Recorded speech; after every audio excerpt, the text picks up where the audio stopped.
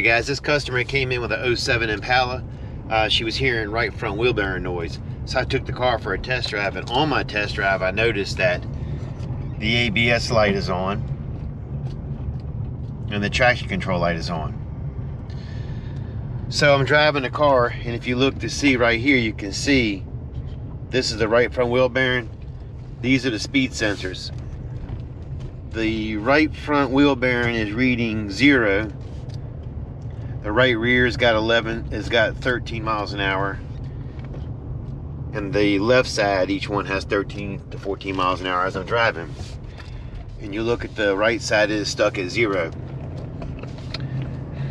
So a lot of times on these Chevys Impalas, the wheel bearing, when they go bad, the speed sensor is built into the bearing. So when you buy your bearing assembly, the speed sensor will come with it. So hopefully in this girl's case, that's all the problem is. Replace the wheel bearing and it should take care of the wheel bearing noise and the speed sensor ABS light. Alright guys, in the description below, I'm going to put a link to the parts and the tools that we use in this video. I also have a master list of tools that I recommend any home garage should have. All these tools that I have listed are tools that I have personally used and are good quality tools. I'm not going to recommend anything that I think is a bad quality tool. Anytime you purchase something through one of these links, a small portion does go to help this channel, and I appreciate that. Let's get back to the video.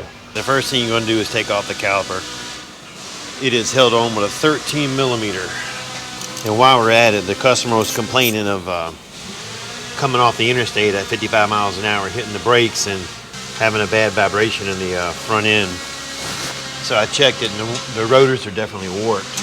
So we're going to go ahead and replace those too while we're at it. Sometimes it's easy to get a flathead screwdriver when you're taking the calipers off, and just do like a light prying. It'll help come off that way. And you'll set them aside. Even though the brakes are fine, they're not worn at all, hardly at all. The rotors are out around. It's causing that vibration. So we're still going to put pads and rotors on, because it's always best to do pads and rotors at the same time. Never do a rotor and not a pad. Check the slides. Slides are fine. Now we'll go ahead and take the caliper bracket off. That is held on with a 15 millimeter.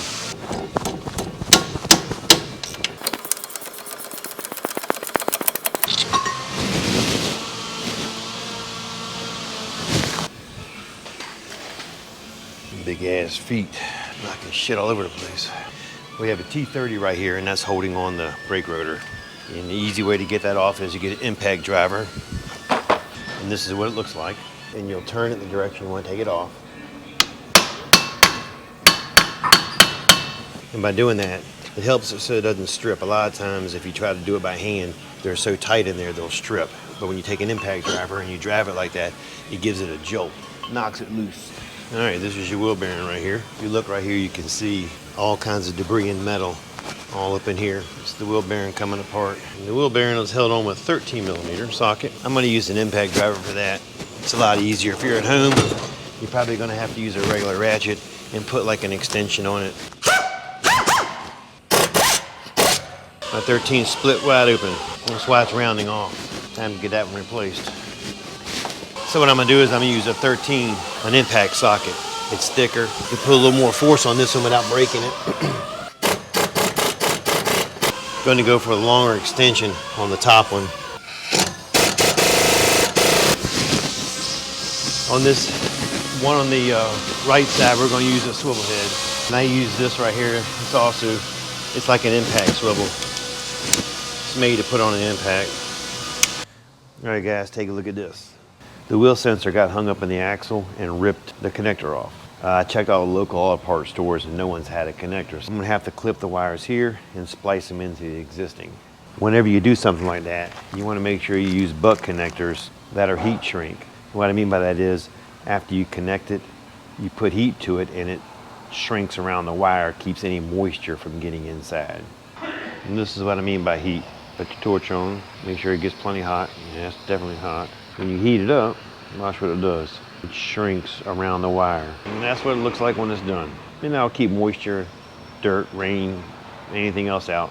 Make sure you're going back with the wheel bearing bolts. Hand tighten them first. Just get them started. That way you don't take a chance of stripping any of the threads.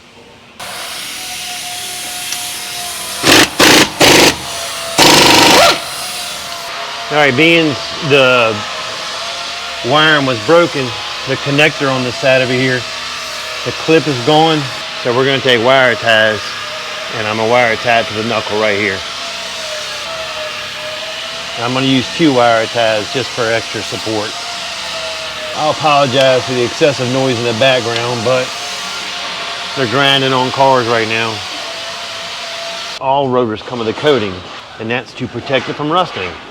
Make sure you clean that coating off really good. Alright guys, that is it for this video. I appreciate you watching. We'll catch you next time.